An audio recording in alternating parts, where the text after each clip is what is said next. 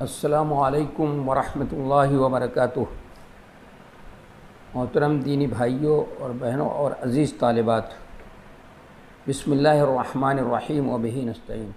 ہم لوگوں نے اس سے پہلے کتاب العلم کا 30واں باب پڑھا تھا، باب تعلیم الرجل امتہ و اہلہ۔ اب آج اس کا 32واں باب پڑھتا ہوں میں۔ بسم اللہ الرحمن الرحیم وبہ نستعین۔ باب عظۃ الامام النساء و تعلیمہن۔ به قال حدثنا سلیمان بن حرب قال حدثنا شعبۃ عن ایوب قال سمعت عطاء قال سمعت ابن عباس قال اشهد على النبي صلی اللہ علیہ وسلم او قال عطاء اشهد على ابن عباس ان رسول الله صلی اللہ علیہ وسلم خرج ومعه بلال فظن انه لم يسمع فوعظهن وامرهن بالصدقه فجعلت المرأة تلقي القرط والخاتم وبلال يأخذ في طرف ثوبه. وقال اسماعيل عن ايوب عن عطاء وقال عن ابن عباس اشهد على النبي صلی اللہ علیہ وسلم۔ یہ ترجمۃ الباب ہے، اور اس ضمن میں امام بخاری رحمۃ اللہ علیہ نے یہ ایک حدیث نقل کی ہے۔ تو پہلے اس کا ترجمہ کرتا ہوں، پھر اس کے بعد مقصد سمجھنے کی کوشش کی جائے گی انشاءاللہ۔ باب امام کا عورتوں کو نصیحت کرنا اور ان کو دین کی تعلیم دینا۔ باب امام کا عورتوں کو نصیحت کرنا اور ان کو دین کی تعلیم دینا۔ کہا کہ ہم سے سلیمان بن حرب نے بیان کیا، انہوں نے کہا کہ ہم سے شعبہ نے بیان کیا، انہوں نے ایوب سے، انہوں نے کہا کہ میں نے عطا سے سنا، انہوں نے کہا کہ میں نے ابن عباس سے سنا، انہوں نے کہا میں نبی صلی اللہ علیہ وسلم پر گواہی دیتا ہوں۔ یہ عطا نے کہا کہ میں ابن عباس پر گواہی دیتا ہوں، راوی کو شک ہے۔ رسول اللہ صلی اللہ علیہ وسلم مردوں کی صف سے نکلے اور آپ کے ساتھ بلال حبشی رضی اللہ تعالیٰ عنہ بھی تھے۔ آپ کو یہ خیال گزرا کہ عورتوں کو آپ نہیں سنا سکے ہیں، تو آپ عورتوں کے پاس گئے اور عورتوں کو نصیحت کیا اور ان کو صدقہ کرنے کا حکم دیا۔ تو عورتیں اپنی بالی اور انگوٹھی ڈالنے لگیں اور بلال اپنے کپڑے کے کونے میں لینے لگے۔ اس حدیث کو اسماعیل بن علیہ نے ایوب سے روایت کیا، انہوں نے عطا سے، انہوں نے ابن عباس سے یوں بیان کیا، یوں روایت کیا کہ اشہد علی النبی صلی اللہ علیہ وسلم۔ اس شک کو اس تعلیق سے امام بخاری رحمۃ اللہ علیہ نے وہ دور کر دیا، اس سے شک دور ہو گیا کہ اشہد علی النبی والی، یعنی عبداللہ ابن عباس کا قول ہے، یہ کلام ہے۔ اس تعلیق سے وہ شک دور ہو گیا، کیونکہ شک کی بات تھی کہ آیا عبداللہ ابن عباس کا قول ہے یا یہ ان کا قول ہے عطا کا، تو تردد تھا، وہ تردد جو ہے وہ دور ہو گیا ہے۔ یہ ترجمۃ الباب تھا اور اس کا ترجمہ۔ تو اب امام بخاری رحمۃ اللہ علیہ نے یہ ترجمۃ الباب قائم کیا۔ اس سے پہلے ترجمۃ الباب تھا، اس کا مقصد یہ تھا کہ تعلیم ضروری ہے، اور تعلیم میں تعمیم دین کا تقاضا ہے۔ پھر یہ کہ تعلیم مردوں ہی کے ساتھ خاص نہیں ہے، بلکہ عورتوں کو بھی اس کا ضروری حصہ ملنا چاہیے۔ پھر عورتوں میں بھی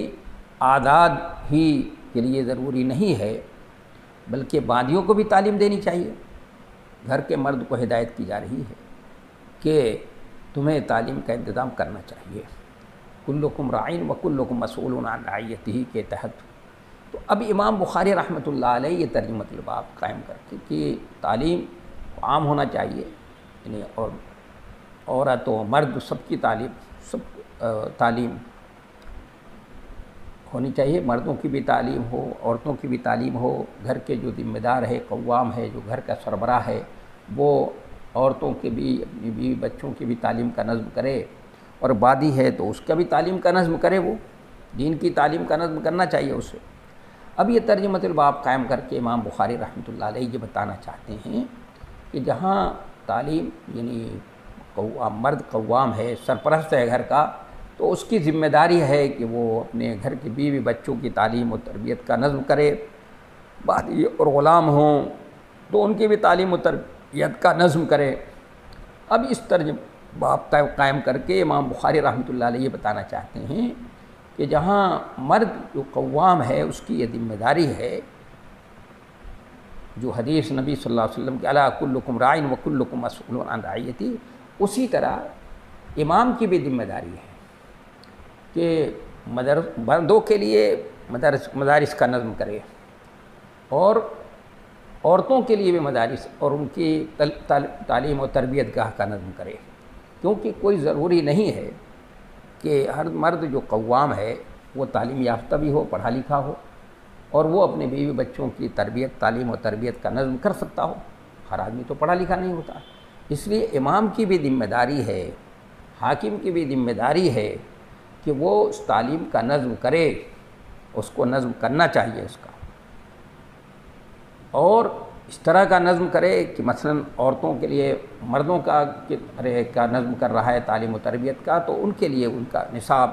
جو موضوع مناسب کتابیں ہوں، جو ان کے لیے ان کی تربیت کے لیے جس نصاب کو مرتب کرنا چاہیے اس انداز کا نصاب ان کے لیے مرتب کرایا جائے اور وہ نصاب ان کو پڑھایا جائے، اور جو نصاب عورتوں کے لیے مناسب اور مناسب ہو، اس میں جن چیزوں کو پڑھانا ضروری ہو اور ان کے لیے موضوع اور مناسب ہو، اس طرح کی کتابیں اور اس طرح کا نصاب ان کے لیے تیار کیا جائے اور اس انداز سے ان کی تربیت کی جائے۔ اور دوسری یہ کہ مدرسے اور تربیت گاہیں ان کے لیے الگ الگ تیار کری جائیں، ایسی نہیں مخلوط نہیں تعلیم ہونی چاہیے، یہ مخلوط نظم نہیں ہونا چاہیے کہ دونوں کا ایک ہی جگہ جو ہے کہ تربیت کا نظم ہو، عورت اور مرد کا نہیں، اس لیے کہ مخلوط تعلیم کے نقصانات فوائد سے زیادہ اس کے نقصانات بہت ہیں، اور آج تو اس کے نقصانات ظاہر و باہر ہیں۔ تو اس لیے امام بخاری رحمۃ اللہ علیہ یہ ترجمۃ الباب قائم کر کے یہ بتانا چاہتے ہیں کہ صرف گھر کے ذمہ دار کا سرپرست ہے اس کی ذمہ داری نہیں ہے، ہو سکتا ہے وہ گھر کا سرپرست پڑھا لکھا نہ ہو تو اس کے امام کی بھی ذمہ داری بنتی ہے کہ مرد اور عورتوں دونوں کی تعلیم کا نظم کرے۔ یہ ترجمۃ الباب قائم کر کے وہ یہ بتانا چاہتے ہیں، اور ان کے لیے باقاعدہ نصاب، جیسا کہ مسلم اسٹیٹ میں ایسا ہو رہا ہے، جو ہماری 14.5 سال کی تاریخ ہے، اس میں ہم جب مسلم حکمراں تھے انہوں نے اس طرح کا نظم کیا ہے، اور عورتوں کے لیے اس کا الگ سے ان کے لیے نصاب تیار کیا جائے اور الگ سے ان کے لیے تعلیم گاہیں اور دانش گاہیں جو ہیں ان کے لیے تیار بنائی جائیں، اور ان کی تربیت کا الگ سے نظم کیا جائے اور مردوں کا الگ سے نظم کیا جائے، مخلوط تعلیم نہ ہو، جیسا کہ آج کل بہت سی جگہوں پر مسلم ملکوں میں دیکھا جا رہا ہے جہاں پہ مخلوط تعلیم ہے اور اس کے نقصانات ہمارے نظروں کے سامنے ہیں۔ اس طرح کی تعلیم کا نظم نہیں ہونا چاہیے، مخلوط تعلیم کے نقصانات بہت زیادہ ہیں، وہ اور سورج جس طرح اس وقت نکلا ہوا ہے اس سے بھی کہیں زیادہ واضح چیز ہے۔ تو اس کو امام بخاری رحمۃ اللہ علیہ نے اس سے ثابت کیا ہے کہ حدیث بیان کی ہے کہ عطا انہوں نے کہا کہ میں نے ابن عباس سے سنا، انہوں نے کہا کہ میں نبی صلی اللہ علیہ وسلم پر گواہی دیتا ہوں، یعنی حضرت عباس کہتے ہیں میں گواہی دیتا ہوں، عطا نے کہا کہ میں ابن عباس پر گواہی دیتا ہوں، راوی کو شک ہے، اور اس شک کو امام بخاری رحمۃ اللہ نے آگے چل کر تعلیق جو بیان کی ہے دور کر دیا ہے کہ یہ ابن عباس کا قول ہے، اور حضرت ابن عباس جو ہے وہ نبی صلی اللہ علیہ وسلم پر گواہی دے رہے ہیں، ابن عباس پر گواہی دیتا ہوں، یہ جو تھا کہ میں نبی صلی اللہ علیہ وسلم پر گواہی دیتا ہوں، یعنی حضرت عباس رضی اللہ تعالیٰ عنہ، جیسے آگے امام بخاری رحمۃ اللہ علیہ نے جو تعلیق نقل کی ہے، او قال اتا اشہد،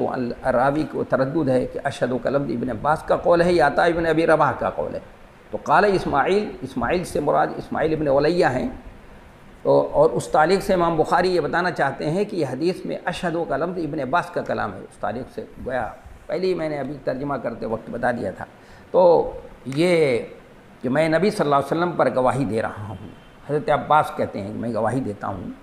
کہ نبی علیہ السلام جو ہے نکلے، یعنی مردوں کو آپ نصیحت فرما رہے تھے، مردوں کو، مرد اور عورتیں سبھی شامل تھیں، ان کو نصیحت کر رہے تھے آپ، تو آپ صلی اللہ علیہ وسلم کو یہ احساس ہوا، خیال آیا کہ میں انہیں عورتیں پیچھے بیٹھی تھیں، میں عورتوں کو نہیں سنا سکا ہوں، تو آپ صلی اللہ علیہ وسلم حضرت بلال حبشی رضی اللہ عنہ کے ساتھ نکلے اور ان کے پاس تشریف لے گئے اور ان کو جا کر آپ نے نصیحت کی اور صدقے کا حکم دیا۔ نبی علیہ الصلاۃ والسلام نے انہیں نصیحت بھی کی، وعظ و نصیحت جو آپ فرما رہے تھے وہ نصیحت ان کو کی، اور خاص طور سے ان کو صدقے کرنے کا، اللہ کے راستے میں خرچ کرنے کا حکم دیا۔ عورتوں کو آپ صلی اللہ علیہ وسلم نے خرچ کرنے کا حکم بہت زیادہ دیا ہے، خواتین کو اللہ کے راستے میں خرچ کرنے پر بہت زیادہ ہوا ہے، جیسے کہ حضرت اسماء بنت ابی بکر کہتی ہیں کو آپ نے نصیحت کرتے ہوئے یہ فرمایا تھا، نصیحت کرتے ہوئے فرمایا تھا کہ اے اسماء تم اللہ کے راستے میں خرچ کرو، شمار نہ کرو ورنہ اللہ بھی تمہیں شمار کر کے دے گا، اور بخل نہ کرو ورنہ اللہ بھی روک لے گا، اور حسب استطاعت خرچ کرتی رہو۔ حضرت اسماء کو بھی آپ نے وصیت کی۔ دیکھیے اور بھی خواتین کو، مسلم کی روایت ہے کہ آپ نے عورتوں سے کہا کہ انی رأیتکن اکثر اہل النار تصدقنا یا معاشر النساء تصدقنا، اے عورتوں کی جماعت صدقہ کرو، انی رأیتکن اکثر اہل النار، کہ میں نے تم کو جہنم میں زیادہ دیکھا ہے، تو کہ میں نے تم کو جہنم میں زیادہ دیکھا ہے۔ تو ایک ذہین خاتون آگے بڑھیں، انہوں نے کہا کہ اللہ کے رسول کیا بات ہے کہ ہم جہنم میں زیادہ ہوں گے؟ تو آپ نے فرمایا تکفرن العشیر، کہ تم اپنے شوہروں کی ناشکری کرتی ہو۔ عورت کی یہ فطرت ہے کہ وہ اپنے شوہر کی ناشکری ہی کرتی ہے، چاہے کتنے ہی اس کے ساتھ اور اس کا شوہر اس کے ساتھ حسن اخلاق کرتا ہو، اس کے ساتھ مودت اور شفقت کا معاملہ کرتا ہو، کچھ بھی اس کے ساتھ معاملہ اچھے سے اچھا اس کا معاملہ ہو، بہت اچھے سے پیش آتا ہو، لیکن اگر کسی دن فرق پڑ گیا تو سارے کیے پر وہ پانی پھیر دیتی ہے، سارے کیے پر پانی پھر جاتا ہے۔ آپ صلی اللہ علیہ وسلم نے بخاری کی حدیث ہے کہ عورت کی یہ فطرت ہے، ناشکری جو ہے کرنا فطرت ہے، اس لیے عورتیں جہنم میں زیادہ ہوں گی۔ تو آپ نے ان کو بہت زیادہ جو ہے اللہ کے راستے میں خرچ کرنے پر اور صدقہ کرنے پر ابھارا ہے آپ صلی اللہ علیہ وسلم نے، کہ اس سے جو ہے، اس لیے کہ صدقے سے اللہ کا غصہ ٹھنڈا ہو جاتا ہے، الصدقۃ تطفئ غضب اللہ، اللہ کا غضب اور غصہ ٹھنڈا ہو جاتا ہے۔ تو اس سے یہ بھی بات سمجھ میں آئی کہ جہنم سے بچنے کا ایک طریقہ جو ہے کیا ہے، صدقہ بھی ہے، اللہ کے راستے میں خرچ کرنا۔ اس لیے نبی علیہ الصلوۃ والسلام نے کہ جو عمار ابن یاسر جو جس کے راوی ہیں، اس کو امام بخاری رحمۃ اللہ علیہ نے کتاب الایمان میں تعلیقاً نقل کیا ہے، اس میں 3 باتیں ہیں کہ ثلاث من جمعہن فقد جمع الایمان، الانصاف من نفسک وبذل السلام للعالم والانفاق من الاقتار، کہ فقر و فاقے کے باوجود خرچ کرنا، فقر کا اندیشہ ہے، ڈر ہے، خوف ہے، یعنی اس کو اللہ کے راستے میں خرچ کرنا۔ یہ حدیث جو ہے توکل اللہ اور زہد فی الدنیا کا اعلیٰ نمونہ پیش کرتی ہے کہ آدمی کو ڈر ہو، خوف ہو، تب بھی خرچ۔ تو کیا کرنا چاہیے خرچ کرنے کو؟ آپ صلی اللہ علیہ وسلم نے ان کو صدقے کا حکم کرنے کا حکم دیا۔ تو صدقہ کرنے کا کیوں حکم دیا ان کو، عورتوں کو، خواتین کو زیادہ دیا؟ اس لیے کہ وہ ناشکری، اپنے شوہروں کی ناشکری کرنے کی وجہ سے، نافرمانی کرنے کی وجہ سے زیادہ سے زیادہ جہنم میں جائیں گے۔ اس لیے عورتوں کو خاص طور سے بہت زیادہ اپنے صدقہ کرنے پر، اللہ کے راستے میں خرچ کرنے پر، انفاق کے اوپر ابھارا ہے۔ تو اس سے جو فوعدہن وامرہن بالصدقہ جو یہ لفظ آیا ہے، یعنی یہ باب قائم کر کے امام بخاری رحمۃ اللہ علیہ بتانا چاہتے ہیں، جو بتایا کہ ابھی پچھلے باب میں اہل کو تعلیم دینے کا ذکر ہوا تھا، تو ان کے آقاؤں اور یہ شوہروں کے ساتھ خاص نہیں ہے، بلکہ یہ تعلیم حاکم، امام یا کوئی بھی تعلیم دے سکتا ہے۔ باب میں جو یہ وعظ اور تعلیم 2 باتوں کا ذکر ہے نا، تو وعظ کا اس بات تو وعدہن سے ہوتا ہے، اور تعلیم کا اس بات امرہن بصدقہ سے ہوتا ہے۔ گویا آپ نے انہیں یہ تعلیم دی کہ صدقہ گناہوں کو مٹاتا ہے، کیونکہ صدقہ اللہ کے غصے کو ٹھنڈا کر دیتا ہے۔ تو وعدہن وامرہن بالصدقہ، تو کیا ہوا، اس کا نتیجہ کیا ہوا؟ فجعلت المرأة تلقي القرط والخاتم وبلال ياخذ في طرف ثوبه، تو ان کو آپ نے تو عورتیں اپنی بالی اور انگوٹھی ڈالنے لگیں، اور بلال اپنے کپڑے کے کونے میں لینے لگے۔ اس سے یہ پتہ چلا کہ عورتیں جو ہیں، جو کان کی بالی ڈال رہی ہیں، بندے ڈال رہی ہیں، انگوٹھی ڈال رہی ہیں، اور حضرت بلال اپنے کپڑے کے کنارے میں اس کو جمع کر رہے ہیں، تو اس سے یہ بات سمجھ میں آئی کہ عورتیں اپنے مال کے اندر، اپنے ذاتی مال کے اندر، جو ان کا ذاتی اپنا مال ہو، اس میں عورت تصرف کر سکتی ہے، اس سے اپنے شوہر کی اجازت لینے کی ضرورت نہیں ہے۔ یہ جمہور کی رائے یہ ہے کہ عورت اپنے ذاتی مال کے اندر، جو اس کا اپنا ذاتی مال ہو، اس میں وہ تصرف کر سکتی ہے، اس میں اپنے شوہر سے اجازت لینے کی ضرورت نہیں ہے۔ لیکن امام مالک رحمۃ اللہ علیہ کی رائے یہ ہے، وہ کہتے ہیں کہ نہیں، اس کو اجازت لیے بغیر، اپنے مال کے اندر اجازت دیے بغیر بھی تصرف کی اجازت نہیں ہے، نہ اس کا ذاتی خود مال ہو، اس میں بھی وہ تصرف جبھی کر سکتی ہے، اس میں جب اپنے شوہر سے کیا کرے، اجازت دے گا، بغیر اجازت کے نہیں کر سکتی ہے۔ انہوں نے اس دلیل سے ایک حدیث سے استدلال کیا ہے، لیکن یہ حدیث تو ان کے خلاف ہے، بالکل ان کے خلاف ہے۔ تو مالکیہ یہ کہتے ہیں اس کا جواب دیتے ہوئے کہ نبی صلی اللہ علیہ وسلم کو جو عورتیں وہ دے رہی تھیں، اپنی بالیاں یا بندے یا انگوٹھیاں دے رہی تھیں، تو ان کے شوہر وہ دیکھ رہے تھے، ان کی طرف سے اجازت تھی، اس لیے یہ ہمارے خلاف نہیں ہے۔ لیکن یہ توجیہ بالکل کسی طرح صحیح نہیں ہے۔ مرد تو آگے ہیں، وہ عورتیں پیچھے ہیں، وہ کہاں سے ان کو دیکھ رہے ہیں، ادھر بیٹھے ہوئے ہیں وہ، اور وہ ادھر آپ کو دے رہی ہیں۔ یہ بات اصل بات کیا، اور وہ جس حدیث سے انہوں نے استدلال کیا، اس حدیث کا مطلب بھی یہی ہے کہ عورتیں جو ہیں، وہ جو ان کا مال ہے، جو ان کا ذاتی اپنا مال ہے، وہ اس میں تصرف کر سکتی ہیں۔ ہاں البتہ یہ ہے کہ ضروری ہے، اچھا ہے کہ وہ اپنے شوہر سے مشورہ کر لیں، اس سلسلے میں اجازت لے لیں، کیونکہ میاں بیوی کا جو رشتہ ہے نا، یہ رشتہ بڑا نازک رشتہ ہے، بہت ہی نازک رشتہ ہے۔ اس میں ذرا سی بات پہ بدگمانیاں پیدا ہو جاتی ہیں، اور بدگمانیوں سے یہ بدگمانیاں پروان چڑھتے چڑھتے جو ہے، بڑھتے بڑھتے یہ اس میں طلاق کی نوبت بھی آ سکتی ہے۔ تو اس لیے بہتر یہ ہے، چونکہ یہ نازک رشتہ ہے، تو بہتر یہی ہے کہ مشورہ لے لیا جائے تو زیادہ بہتر ہے۔ تو بس اس میں مشورہ لینے کی، اجازت لینے کی بات ہے۔ لیکن یہ کہنا کہ بغیر اس کی اجازت کے، بغیر مشورے کے، بغیر اس کے جو ہے وہ تصرف ہی نہیں کر سکتی، یہ بات صحیح نہیں ہے۔ جمہور کی بات بہت زیادہ صحیح ہے۔ اور حضرت بلال حبشی رضی اللہ تعالیٰ عنہ اس کو کیا کر رہے تھے، جمع کر رہے تھے۔ تو اس میں اس حدیث سے امام بخاری رحمۃ اللہ علیہ سمجھانا چاہ رہے ہیں کہ دیکھیے، نبی علیہ الصلاۃ والسلام کے امام ہیں، آپ قائد اور رہبر ہیں، تو آپ نے مردوں کو نصیحت کی اور وعظ و نصیحت کر رہے تھے، تو آپ کو خیال ہوا کہ عورتوں تک میری بات نہیں پہنچ سکی ہے، عورتوں کو میری بات نہیں پہنچی ہے۔ تو جیسے آپ کے دل میں یہ خیال آیا تو آپ ان کے ہاں تشریف لے گئے، اور جا کر کے آپ نے ان کو نصیحت بھی کی اور ان کو صدقہ کرنے کا حکم بھی دیا۔ تو اس سے یہ بات واضح ہو گئی کہ امام کی بھی ذمہ داری ہے، صرف گھر کے